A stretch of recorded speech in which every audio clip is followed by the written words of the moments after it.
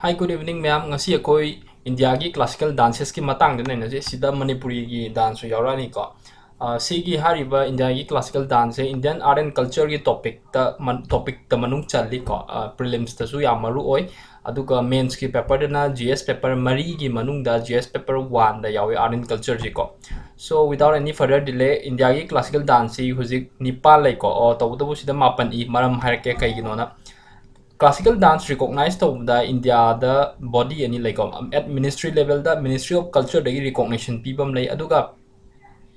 Sangit Natak Academy the pibam like Sangit Natak Academy it's an autonomous body ni ko under Society Act the registered toba society amoina konna Ministry of Culture gi makhada like ko moina recognition pibase sina final oi ko aduna hariba Sangit Natak Academy hariba body sina body sigi matung inna classical dance India da Nepal lai ko Ministry of Culture da yeng targadi puramna mapan ne kai no se Bharatnatyam Tamil Nadu gi ko animal recognize tawi Ministry of Culture na su Sangit Natak Academy na su Kuchipudi Andhra Pradesh ta ko animal pi hariba ministry level da su recognition pi aduga Sangit Natak Academy gi su pi ko the Kathakali Kerala ko animal na pi Mohiniyattam Kerala na yes animal pi Orisi dance ko Orissa gi ni si animak na pi Manipuri khoi Manipur gi dance ko Manipur gi yes animak pi Kathak si Uttar Pradesh ki Northern India gi animak pi Satriya Assam dani animak na pi ado Chow dance Chow dance Chow dance ta makhalong lai ko Orissa gi amuk Mayurbhanj Chow hai West Bengal na Purulia Chow hai Jharkhand amuk Saraikela Chow hai ko si matang si se kaino ne akoi folk dance one recognize tawe ba khambra adubu ministry level da haibidi Ministry of Culture na di si se Chow dance classical dance amane haine recognize tawe ko sigi matang da yeng si ko aduna si khangjal ko so presently aduna question hangpa matam da akoina kha khang du se classical dance masing kya le hai tari officially Nipan ko Chow se yaw de ko hujiki Sangit Natak Academy na people recognition do adu oina final oina lowe ba koina ko so ado question chang anje classical dance has again basically dance forms ani thok na lai India the folk dance form and classical dance form ko folk dance na tre hoji koine nei se classical dance in the Indian context hai tari kai nar kanda Hindu religion da yumpham oi bani ko say for example say India da lai all classical dances in the Indian context se natya shastra gi guidelines the pidibal rule do sina govern ta wi ko aduna some basics about the natya shastra gi batung aduna every classical dance natya shastra the piriba magi rules adagi guideline mo the piriba norm ma'am do aduna adugi matung ina chatnai aduna hariba natya shastra gi matung ina two basic aspect pe kai se tandav haibaga lasya hagana feminine aspect jagoi da nupi gi oiba inot yawba aduga male aspect tandav si ko moi maron ni ko aduga basic khar khangjan ji dance ki matang da nritta hargana pure dance jagoi tamak yawba natya hargana acting khak oiba ko nritya hargana anima pujamba ko nritya se acting su yawba dance yawba ko animak ni ko punjari je nrit haibanga ya haibanga nritta haibanga natya haiba wai je pulaga nritya lakmani fusion of pure dance acting na adigi top ma'am lari ras ko singaras adigi ko beri ras nungsi nungol ko ba akan na thau ko ba ade nokning ba ras ka adu khana kupna changaroi si akoi jagoi na te nai na ri se ko UPSC ki general studies paper ni aduna at a certain level am da koi threshold am thamba ta bani information absorb to bogi matang su ko so aduna ihana na Bharatnatyam dance na jisina oldest ni kwai ge leader dance kailam da gi no khang Tamil Nadu da gi ni ko magi maming se Bharata Muni ko Bharata Muni da ina India gi maming Bharat khai ja adagi Natyam hai bi kai no Natyam hai bi dance ha Tamil on da ko si dai le ko jagoi si aduga si matang da Supreme Court ki judgment am lagi magi sida Devarasi system na si je ketang ken oi ba da immoral loi ba ko kai do ga kan sida nupi macha ko young girls they were donated to temples and wedded to men ko aduga men keno da akoi gi sanctorum mana lai dana ko temple khudi ma ki garbhagriha na Hindu temple khuding da adu marung da thamba lai men ko to adu da nupi macha ga je luhong ba da ketang child welfare and then certain child gi legislation ma'am lai dana ko child welfare provisions ma'am adu gi against the violate to ba problem kind of practice ni haidana the Supreme Court ki judgment am lai ko so sini so and then Kuchipudi dance Andhra Pradesh ta ko sigi dance it gained prominence under the patronage of the magi kana na patronage to Vijayanagar and Golconda rulers ko Vijayanagar is UPSC ki favorite topic koi last 2-3 years ta every year or so even mains to oigera prelims to oigera adum Vijayanagar ga mari na topic che adum hangi ko se 2018 gi mains da Vijayanagar da gi hangi 2019 gi prelims da Vijayanagar da gi hangi ko Hampi adagi magi Vijayanagar aduna khangjan biro sigi matang na kanang research to biro ko koi huju pudi naina ro because koi classical dance ni naina je Vijayanagar ji karam baturiel gi mapan taramba empire no se Krishna Tungabhadra ko adagi magi phai famous ruler kana Krishna Devaraya ka magi timeline adugumba khara khangjan biro so and then adagi hariba dance kuchipudi dance ki my certain features the based on secular themes ko si khangjala secular themes the based away and then what lasen tandava elements are very important ko si maru ko sum khangjal ko because going horen manipuri dance ka naina ba khangkane manipuri dance di animak yawi lasega tandava ko nupi gi oiba and then nupa gi oiba yet gi oiba oi gi oiba animak yaw ba tar ga su nupi gi oiba expect he na yumpham oiba jogoi ni ka har khini ko manipuri gi jogoi da and then aduga siani je khangjam yo kuchipudi gi performer sing je moi gi makok ta kyo kano se moi kano si da brass senjeng haida ne brass ko brass plate net pa ko si and then with a picture full of water makok ta sing chwane pu ko sing yor ga ko adu smaina hang pa yai karam ba jogoi da no khoi gi brass plate ka yaw ba kano do kan statement based ko kuchipudi dance ko confuse la pa yai da ko Bharatnatyam dance ra Kathakali dance ra yam confusing oi bani ko and then it begins with an invocation to Lord Ganesh ta hora ko sida sungaw pa Lord Vishnu da hopani natraga Lord Natyaraja natraga do maina confusion tawna statement twist tor pa ko sim khangjan biro factual ngatan information je next Kathakali dance nupa tana perform to ko sim khangjan biro Kerala da lam siga ko Kathak hybrid story ni Kali ha drama ni aduna meaning se dance drama hybrid ko use of elaborate facial makeup ade dum khange ko si kainogi thaina koina ga ngang na Doordarshan TV de am tharam mani ko si je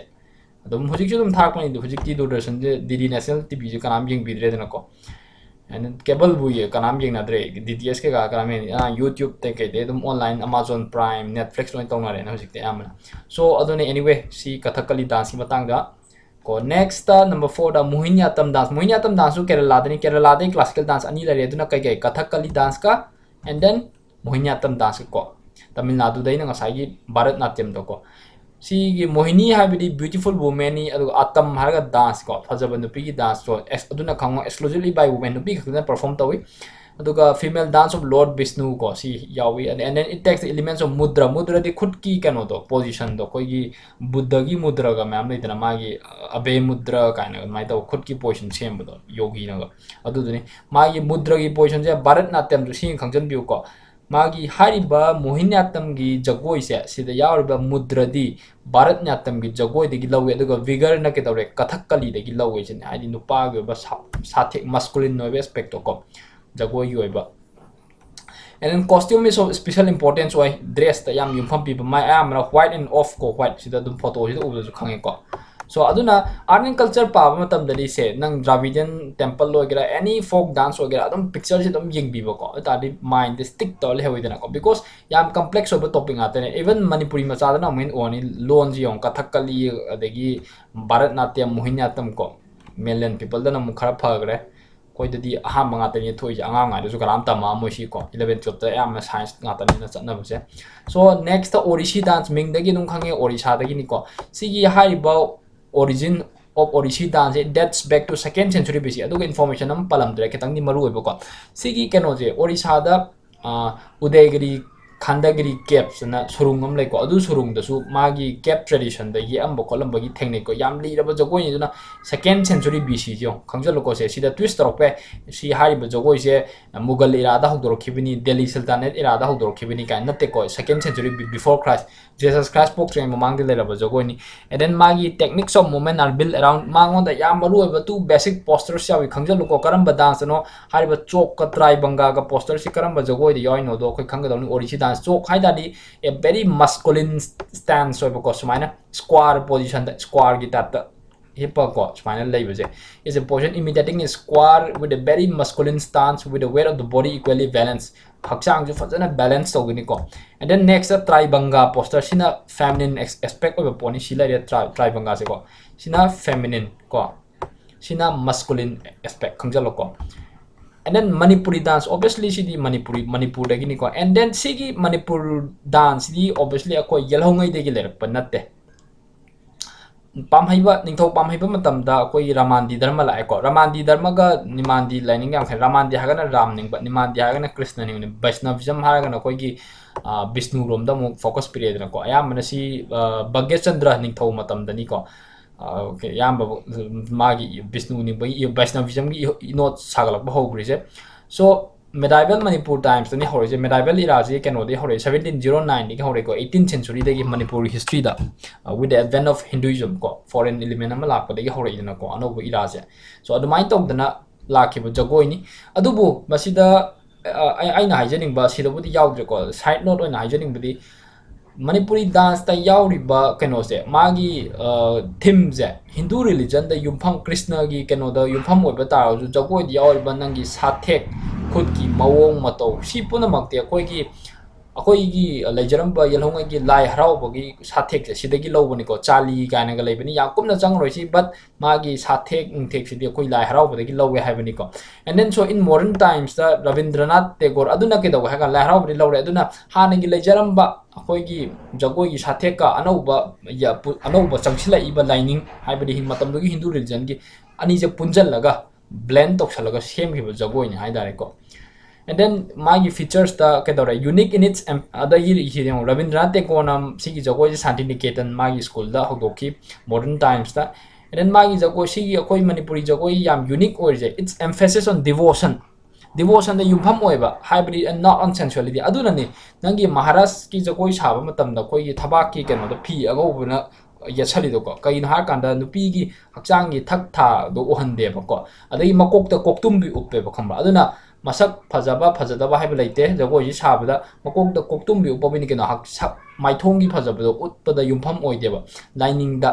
ishor da bhakti da yumpham oiba jagoi ni ko aduna sida aina manipuri da wi to da haibadi lai ishor gi bhakti da yumpham oiba jagoi ni have and then incorporates both tandava lasya ni magyawi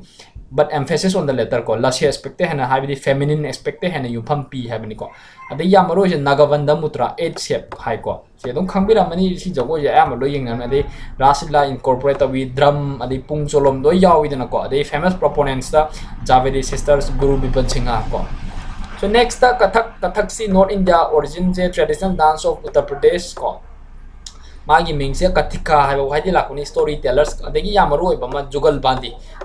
जे करम classical dance यावे तो खंगजलो it's in on Kathak dance को सी जे jugalbandi जे कइन हागन it's a competitive play between dancer and tabla play जगोई सारबे मिदुगा तबला गी म्यूजिक इनोट पिरिबे मिदुगा गलकपा इनोट अमा जगोई मरकत को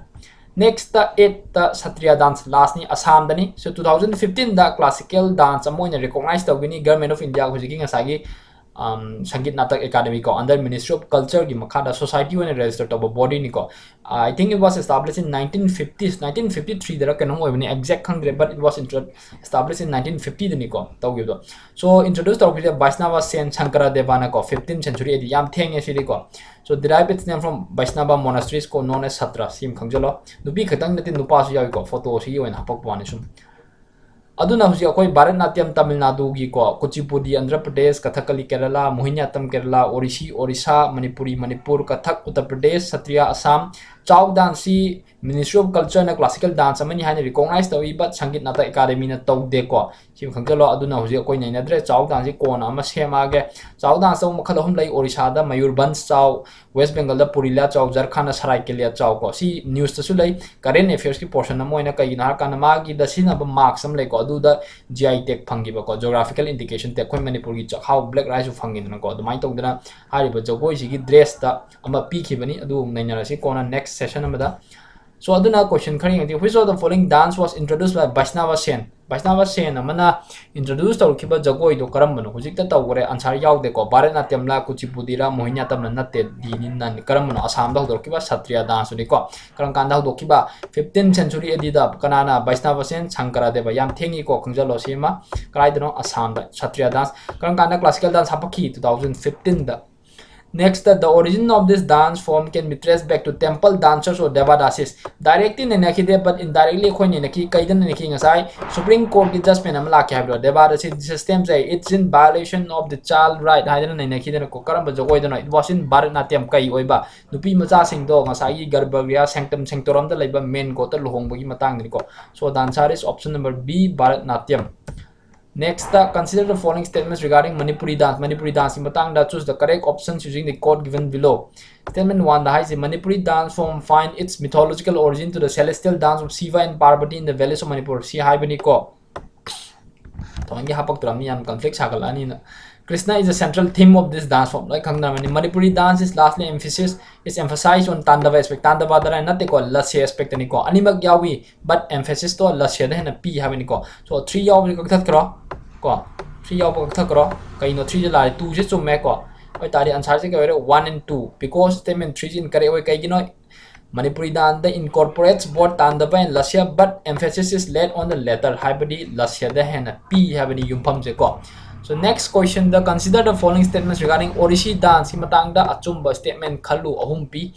It originated during the reign of Delhi Sultanate. Yengisi Tribanga is the principal poster of Orishi dance. The style of Orishi is a significant departure from the tenets laid down in Natya Shastra. Yengsi Masai Orishi dance yam aina so high Udegiri Khandagiri Caves Haidana Orisha dam lay adu the Bob Cape tradition the Yami column hagre Cape tiny guinea. Second century BC the Hydro. Delhi Sultanate in the Delhi Sultanate yam tank bokanoni empire ni the ko. Adu yam tank dynasty ni the ko. So one check roduna. Two jisume. Tribanga yawi ko tribanga ngasai yawi feminine aspect ni adagi chok haragana masculine aspect ni square position da lewe the style of Orishi is a significant departure Natya Shastra dagi khangrai thai gre ma kamai classical dance oi duno ngasai hai gre Natya Shastra na govern ta wi hai dana ko aduna la le answer je option number 2 ni 3 je la le ngasai hai gre Natya Shastra gi se si je direct khangdra ga su classical dance की feature से खंग बता गनी सी statement से तुम ला लेना खंगम निको कई कि नहार कांडे every classical dance the पी बमागी नोम से नाट्य शास्त्र द याव है ड्रॉ अदुन so that अदुन खाने तक Orishi dance dates back to 2nd century BC. Orishi closely follows the tenets laid down by Natya Shastra. The techniques of movement are built around the two basic postures of the chok and the tribanga. Aduna hiding body art culture su lui haidana su magi concept si akoina conceptual clarity like the question se dum sop to bi ai to magi certain factual information currently adu chin pha bu batai koi khang batai ko by heart to batai but my concept su koi khang mathok ta du mind to koi question ji approach to ngam gani and apart from the prelims perspective tagi hendok tana koi mains su sumaina conceptual clarity like da koi analytical answer am ibangam gani ko so thank you have a nice day.